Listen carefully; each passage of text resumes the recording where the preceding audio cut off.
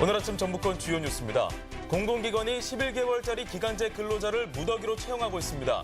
퇴직금을 주지 않기 위해 법을 악용하는 사례를 고발합니다.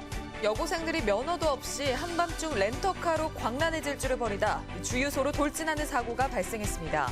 6년 전 성폭행 사건이 불거졌던 자림원 재단 내 자림학원의 내부 비리를 제보했던 교사들이 일자리를 잃게 될 처지에 놓였습니다. 전라북도 지방은 오늘 대체로 맑은 가운데 다소 쌀쌀한 날씨를 보이겠습니다.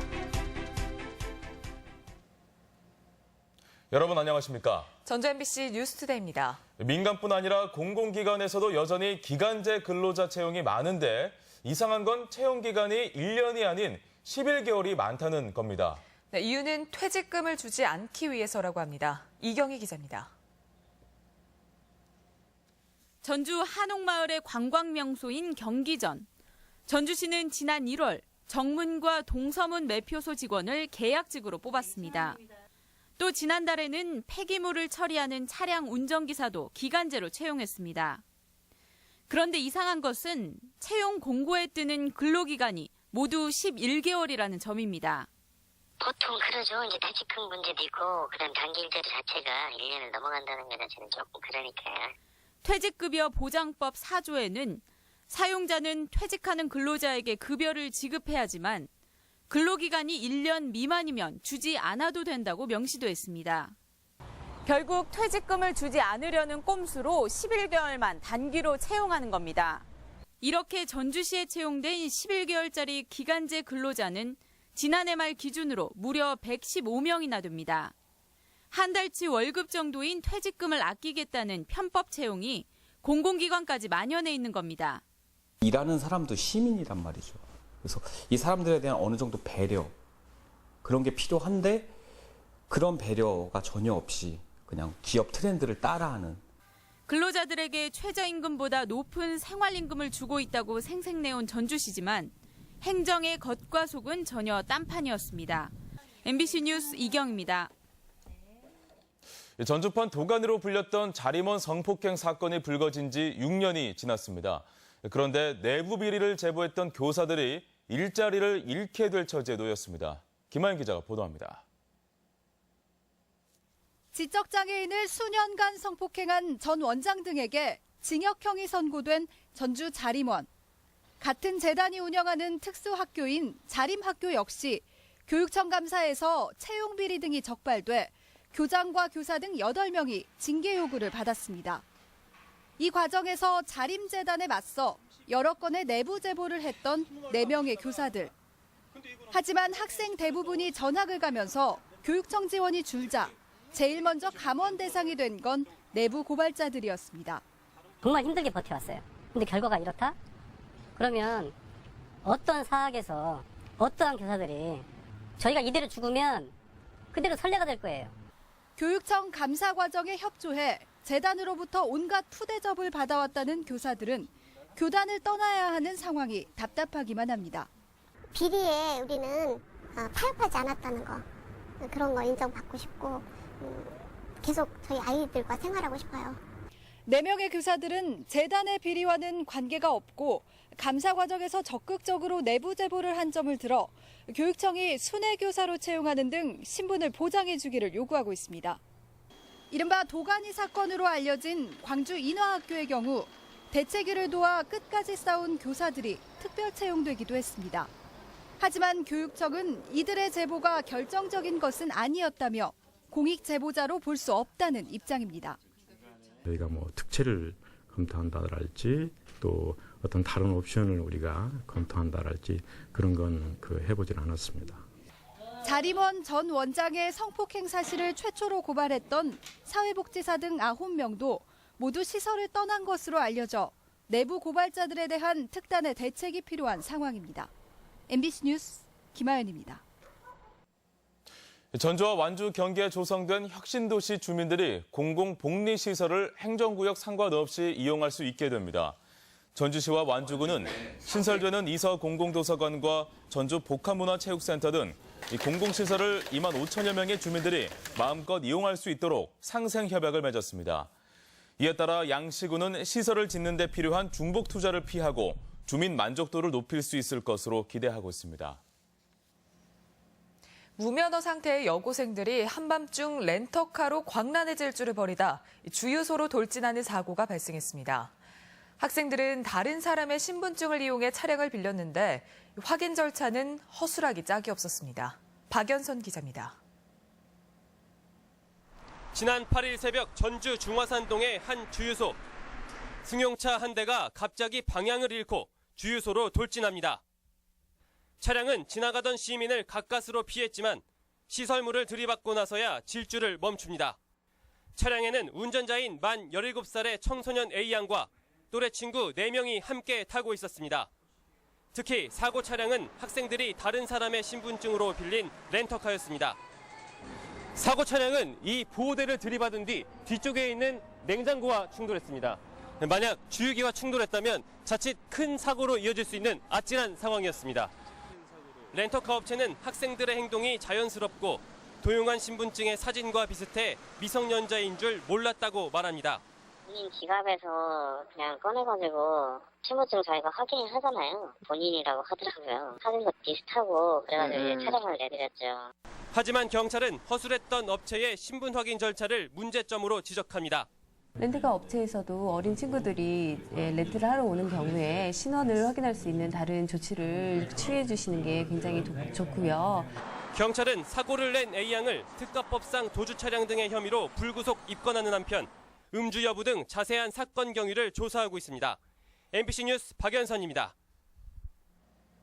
고창경찰서는 중학생을 집단 폭행한 대학생 22살 장모 씨와 고등학생 17살 김모근 등 6명을 폭행 혐의로 불구속 입건했습니다. 경찰에 따르면 이들은 지난달 17일 고창의 한 야산에서 평소 알고 지내던 중학생 14살 진모군이 거짓말을 자주 한다는 이유로 갈비뼈를 부러뜨리는 등 상습 폭행을 한 혐의를 받고 있습니다. 정부가 농촌 소득을 높이겠다며 태양광 발전 진행 계획을 내놓았는데요. 현실에서는 그림의 떡이나 다름없습니다. 변전소 증설까지 감안하면 길게는 6년 뒤에나 태양광 전기를 팔 수 있다는 겁니다. 유룡 기자의 보도입니다. 지난 반년 동안 도청에 접수된 태양광 발전 사업 신청은 무려 1,200건에 이릅니다. 1메가와트 이하의 농촌 발전소는 무제한으로 접속을 보장한다는 정부 정책 발표 이후 신청이 폭주한 것입니다. 하지만 지금까지 태양광 사업을 실제 개시한 곳은 거의 없습니다.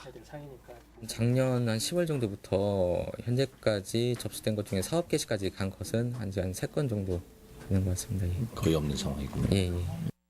이처럼 사업 개시 건수가 미미한 것은 아무리 발전소를 지어도 한전에 전기를 판매할 수 없기 때문입니다. 발전에 유리한 평야 지역의 경우 이미 몇 년 전부터 전기 판매 가능 용량을 초과해 추가 접속이 어려운 것이 현실입니다. 최근 변압기 접속 용량 제한이 풀려 접속 가능한 곳이 늘었다지만 전신주 등을 추가 설치하는데 적지 않은 시일이 필요합니다. 특히 정읍과 고창, 남원 같은 인기 지역은 변전소를 증설하지 않고서는 향후 발전량을 감당하기 어려워 하염없이 기다릴 수밖에 없습니다. 보강이 필요할 경우에는 이제 시일이 어느 정도 이제 소요된다라는 얘기죠. 그리고 변전소 용량이 초과될 경우에는 시간이 한 5년에서 6년 정도 걸린다. 전기를 구매할 대책도 없으면서 서둘러 발표된 농촌 태양광 활성화 정책. 기대 심리만 잔뜩 키운 탁상 행정 아니냐는 논란이 커지고 있습니다. MBC 뉴스 유룡입니다.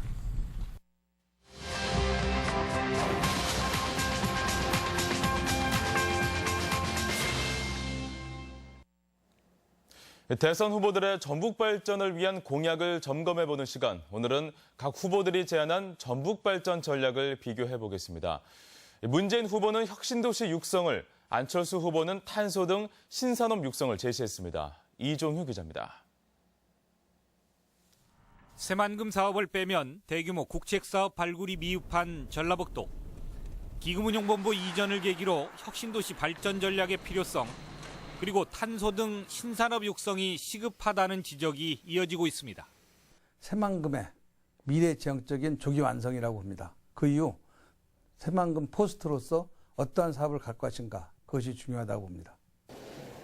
문재인 후보는 참여정부 정책으로 건설된 지방혁신도시를 이제는 정주 여건 마련과 특화 전략을 마련해야 한다는 의미의 혁신도시 시즌2 공약을 제시하고 있습니다. 전북 혁신도시의 경우 금융중심지 역할을 여러 차례 언급했습니다. 자산운용사, 투신사, 또 은행, 증권사들의 지점 또는 연기금에 대한 각종 연구기관들, 이런 기관들이 모두 다 집적이 돼서 안철수 후보는 전북이 새만금을 중심으로 4차 산업혁명을 주도할 여건이 된다며 가능성을 강조했습니다. 탄소산업과 식품산업 등 각종 신산업의 발전 전략을 다양하게 제시하기도 했습니다. 이건 다른 지자체에서도 본받아야 되는 부분입니다. 그리고 4차 산업혁명 시대의 기술과 결합하면 저는 훨씬 더 폭발적인 그 산업 성장이 가능한 분야라고 봅니다.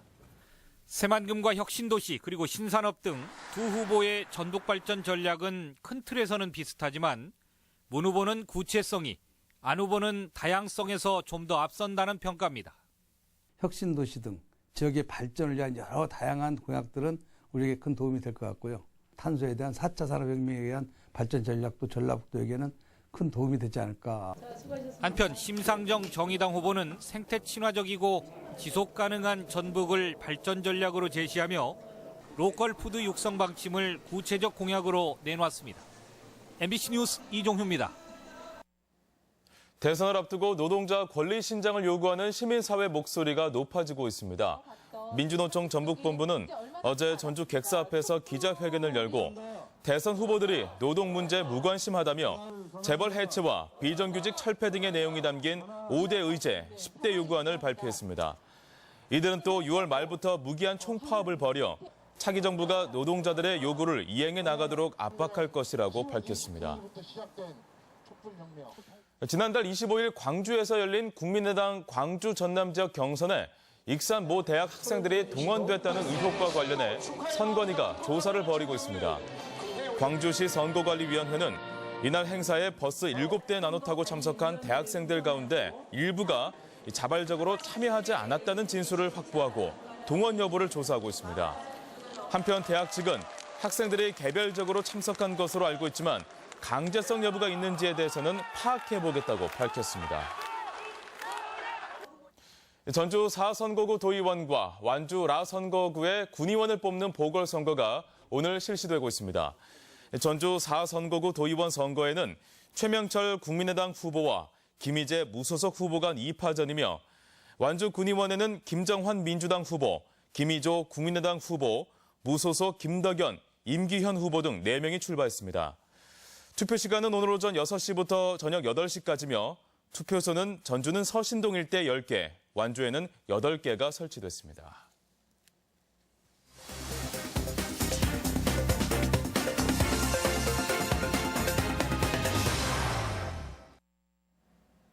임실군이 태양광을 활용한 주민주도형 에너지 자립 사업을 추진합니다. 진안군은 용담호 수질 보전을 위해 오염원 방지 시설을 확충합니다. 지역 소식 김한광 기자입니다. 임실군이 2017년 신재생에너지 마을 단위 지원 사업에 최종 선정됐습니다. 신재생 에너지를 보급해 에너지 절약을 추진하는 지원 사업은 신평면 대길마을에 주민들의 참여로 태양광 시설을 설치해 에너지 자립화를 모색하게 됩니다. 주민 주도형 에너지 자립 정책이 자리를 잡을 수 있도록 신재생 에너지 설비 사업에 적극적으로 지원해 나가겠습니다. 진안군이 용담호 수질 개선을 위해 국가 예산 활동을 본격화했습니다. 하수도 시설 개선에 425억 원을 비롯해 노후 상수도관 교체, 빗점 오염원 개선 등 1,000억 원 규모의 수질 개선 국가 예산 활동은 새만금 지방환경청과 공동으로 추진됩니다. 광역 상수원인 용담댐 수질 보전, 쓰레기 삼로 운동, 우렁이 농법 등 새만금 지방환경청과의 공조로 국가 예산 확보에 탄력이 붙을 것으로.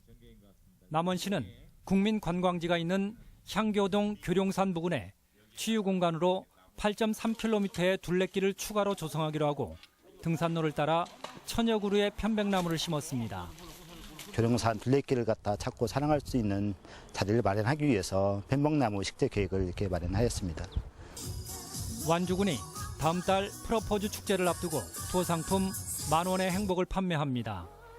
다음 달 13일 도립미술관 일원에서 열리는 축제는 참가 신청 커플의 술테마 박물관에 사랑의 백일주 담그기와 구이저수지 사랑의 자물쇠 등을 체험할 수 있게 합니다. 사랑의 명소로 잘 알려진 저희 무악산 일원에 많은 커플들이 참여하여서 행복하고 즐거운 시간 만들어 가시길 바랍니다. 군산시가 일제강점기 쌀 수탈의 역사를 지역 특화 교육 자료로 활용합니다. 군사랑은 일제강점기 쌀 반출항으로 김제시, 완주군에까지 24군데 관련 자원이 남아있는데 수탈과 항쟁의 역사를 올바로 알리는 교육벨트로 조성하게 됩니다. MBC 뉴스 김한과입니다. 제5회 무주 산골 영화제 홍보대사에 배우 류현경이 선정됐습니다. 올해 영화제 페스티벌 프렌드로 선정된 류현경은 영화 열정 같은 소리하고 있네와 드라마 내일을 향해 뛰어라에 출연했으며 지난 2회 영화제 뉴비전상 수상작인 만신의 주역을 맡았습니다. 한편 무주 산골 영화제는 6월 2일부터 닷새간 무주군 일원에서 열립니다. 전주시가 공무원들의 수돗물 음용률을 높이기 위해 음수대 설치를 확대합니다. 전주시는 시청 내 106개 부서 중 56곳에 직수형 음수대를 설치해 수돗물 음용률을 높이고 현재 사용 중인 정수기도 음수대로 교체해 나갈 방침입니다. 또한 시민들이 수돗물을 꺼리는 원인 중 하나인 소독약 냄새를 줄이기 위해 소독 농도를 최소로 유지하는 방법도 모색할 방침입니다. 대선을 앞두고 GMO 작물 개발 반대 운동이 본격화됩니다. GMO 반대 전국 행동은 그간 농촌진흥청 앞에서 집회를 벌여왔지만 앞으로는 국회로 자리를 옮겨 농진청이 추진하는 GM 벼 개발 등 GMO 연구의 중단을 촉구하기로 했습니다. 이들은 또 농진청이 국내 17개 지역에서 GMO 작물 상용화 준비를 하고 있다며 비좁은 국토가 GM 작물에 뒤덮일 가능성이 높다고 지적했습니다. 전북의 특화 산업인 농생명 관련 제품에 대한 정부 지원이 강화됩니다. 전북지방 중소기업청은 오는 14일까지 도내 본사를 둔 농식품 바이오 제조 가공업체를 대상으로 지원서를 접수해 업체당 5천만 원 한도로 기술 개발 자금을 지원합니다. 중기청은 전북의 특화 산업의 활성화를 위해 총 3억 원의 예산으로 6개 안팎의 업체를 선정해 자금을 지원할 계획입니다. 우리 지역 행사와 문화 소식입니다. 세월호 참사 3년을 기록하고 수집한 사진 전시회가 내일부터 16일까지 풍남문 광장에서 열립니다. 전북 도립국악원 창극단이 모레 익산 예술의 전당에서 창극, 놀보는 오장칠보를 무료로 선보입니다. 문화영토 판은 오는 23일까지 소극장 판에서 뮤지컬 갈라 드라마 열정을 가지쇼를 공연합니다. 전주미술관은 전북 지역 여류 작가 시리즈로 오는 30일까지 김주연 작가 초대전을 갖습니다. 꽃, 봄을 품다라는 주제로 내일까지 전북예술회관에서 이혜자 개인전이 마련됩니다. 전북도 교육청은 내일 강당에서 학생과 세월호 특조위원회 열린 토크 한마당을 개최합니다. 베이비부머 세대의 삶과 일자리 창출에 대해 논의하는 심포지엄이 오늘 한국전통문화의 전당에서 있습니다. 익산 여성 새로 일하기 센터는 오늘 오산면 장신 휴먼시아 3단지 내에서 미니 취업 박람회를 엽니다. 익산 시민대학이 오늘 석봉토스트 대표 김석봉 초청 강연으로 진행됩니다. 전라북도 광역정신건강증진센터는 청소년을 대상으로 정신건강 시 100일장을 공모합니다. 날씨입니다. 전라북도 지방은 오늘 대체로 맑은 가운데 다소 쌀쌀한 날씨를 보이겠습니다. 낮 최고 기온은 전주 17도, 군산 15도 등 14에서 17도의 분포로 어제와 비슷하겠습니다. 바다의 물결은 서해남부 앞바다에서 0.5에서 2m, 서해남부 먼바다에서는 1에서 2.5m로 높게 일겠으며 서해안 지역에 바람이 세게 불어 시설물 관리에 유의가 필요합니다. 이상으로 전주MBC 뉴스투데이 마칩니다. 시청해주신 여러분 고맙습니다.